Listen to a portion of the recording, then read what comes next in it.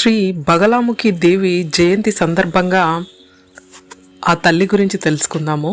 కలియుగంలో అత్యంత శీఘ్రంగా అనుగ్రహించేవి దశమహావిద్యలని చెబుతారు. ఈ దేవతలను ఉపాసిస్తే సాధకులకు తమ కోరికలు సులభంగా పొందగలరని విశ్వసిస్తారు. సతీదేవి ఆది పరాశక్తిగా అవతారం దాల్చి తన శక్తితో 10 అవతారాలను ప్రదర్శించింది. ఈ 10 అవతారాలే దశమహావిద్యలుగా ప్రసిద్ధి చెందాయి. ప్రతి అవతారముకు ఒక పేరు, ఒక కథ, ఒక లక్షణము మరియు మంత్రము ఉన్నది. ఈ అవతారములలో అమ్మవారు ఒకవైపు భయంకర రూపంతోనూ కనిపిస్తూ మరోవైపు అందమైన శక్తి స్వరూపినిగా సర్వ విద్యలను అధినాయికగా చెప్పబడినది.